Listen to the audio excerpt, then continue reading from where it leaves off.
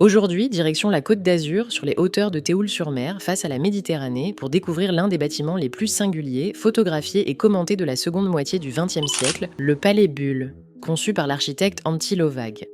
À première vue, le Palais Bulle ressemble à une sculpture monumentale composée de sphères imbriquées les unes dans les autres. Pourtant, derrière cette forme spectaculaire se cache une idée simple mais radicale, remettre en question l'architecture domestique fondée sur l'angle droit et proposer une nouvelle manière d'habiter l'espace.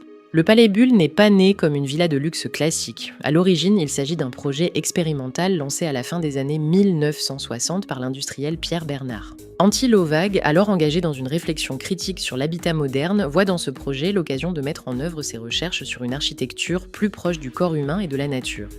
Dans un contexte marqué par la critique du fonctionnalisme, la remise en cause du modernisme et l'émergence d'architectures utopiques, le Palais Bulle se veut une alternative. Là où l'architecture dominante privilégie la rationalité, la répétition et la standardisation, Lovag propose une architecture organique, continue et non orthogonale. Le principe est celui de la forme sphérique. Le Palais Bulle est composé de volumes arrondis, reliés entre eux, formant un ensemble de pièces sans angle droit. Chaque espace est pensé comme une cellule autonome, mais connectée aux autres, créant une continuité spatiale permanente. Les usages ne sont pas imposés par des cloisons traditionnelles, mais émergent de la forme elle-même.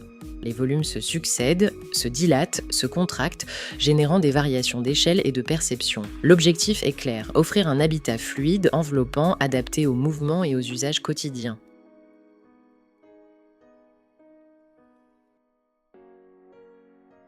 Sur le plan technique, le projet est ambitieux. Le recours au béton projeté permet de créer des formes libres, sans coffrage classique. À l'époque, cette technique reste peu utilisée pour des projets résidentiels, ce qui rend la construction complexe et coûteuse. Le chantier progresse par étapes et le bâtiment se développe progressivement, sans plan figé définitif.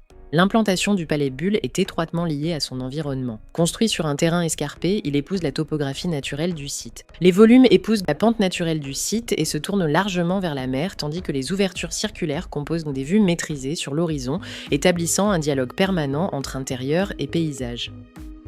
La lumière naturelle joue un rôle central dans l'expérience du lieu. Elle pénètre indirectement dans les espaces, glisse sur les parois courbes et crée une atmosphère douce, loin des contrastes marqués produits par les angles droits.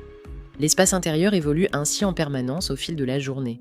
Pendant plusieurs années, le Palais Bulle reste relativement confidentiel, mais son destin change à la fin des années 1980 lorsqu'il est acquis par le couturier Pierre Cardin. Celui-ci transforme le lieu en espace de réception et de création, accueillant défilés, événements culturels et manifestations artistiques. Le Palais Bulle devient alors une icône médiatique largement diffusée à travers le monde. Mais derrière cette image spectaculaire, une question essentielle demeure. Le Palais Bulle est-il un simple objet architectural ou un véritable lieu de vie ? Car au-delà de l'utopie formelle, ce sont des usages réels et des contraintes quotidiennes qui définissent l'habitabilité d'un tel projet.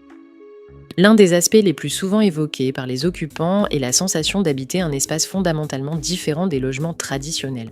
L'absence d'angle droit transforme la perception des volumes. Les pièces ne sont plus des boîtes délimitées, mais des espaces continus, enveloppants, où les murs, les plafonds et les sols se fondent les uns dans les autres. Cette continuité spatiale est souvent décrite comme apaisante, presque protectrice. La relation au corps est centrale, les formes courbes accompagnent les mouvements, adoucissent les transitions et modifient la manière de se déplacer, de s'asseoir ou de se reposer. Certains occupants parlent d'un sentiment de confort physique accru, comme si l'espace s'adaptait davantage aux postures naturelles du corps humain.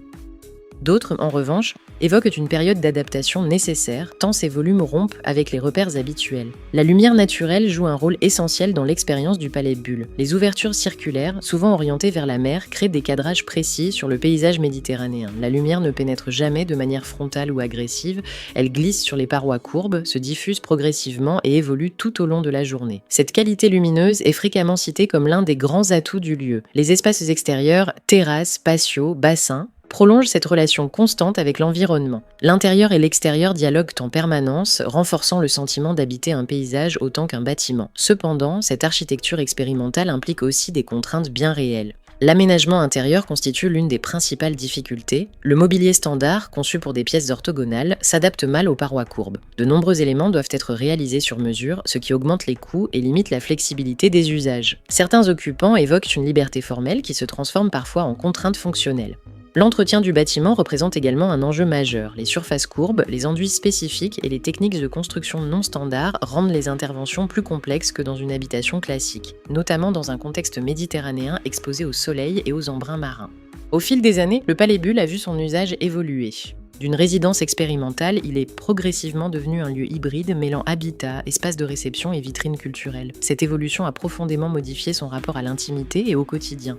Le lieu est aujourd'hui davantage associé à des événements ponctuels qu'à une occupation résidentielle permanente. Cette transformation soulève une question centrale. Une architecture aussi radicale peut-elle réellement rester un habitat sur le long terme ou est-elle vouée à devenir un objet spectaculaire, davantage regardé que vécu? Malgré ces tensions, le Palais Bulle conserve une forte capacité de fascination. Il continue d'attirer architectes, artistes et visiteurs du monde entier, non pas seulement pour son image, mais pour ce qu'il révèle des liens possibles entre espace, corps et perception.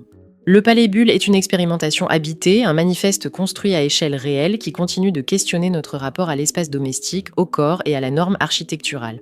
Anti-Lovag ne cherchait pas à proposer un modèle reproductible à grande échelle. Son ambition était ailleurs, interroger les fondements mêmes de l'architecture moderne, remettre en cause l'hégémonie de l'angle droit et explorer d'autres manières de vivre l'espace.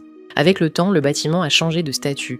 D'une résidence expérimentale, il est devenu une icône culturelle et médiatique, largement associée à l'image du luxe, de l'événementiel et de la Côte d'Azur. Cette évolution a contribué à sa notoriété, mais elle a aussi éloigné le projet de sa vocation initiale d'habitat quotidien. Le Palais Bulle montre que la qualité de l'espace ne se résume pas à des critères fonctionnels ou normatifs. Il rappelle que l'architecture peut aussi être sensorielle, intuitive et émotionnelle. Mais il révèle également les limites d'une architecture trop radicale pour s'inscrire durablement dans les usages ordinaires sans compromis. Ce que pose finalement le Palais Bulle, c'est une question toujours actuelle. Jusqu'où peut-on expérimenter sans rompre avec le quotidien, entre œuvres architecturales, sculptures habitées et lieux de vie? Le Palais Bulle n'apporte pas de réponse définitive, mais il ouvre un champ de réflexion essentiel sur la diversité des manières d'habiter. Et c'est sans doute pour cela qu'il continue aujourd'hui encore à fasciner, à diviser et à inspirer. Dis-moi en commentaire si tu connaissais et n'hésite pas à t'abonner pour ta dose d'architecture quotidienne.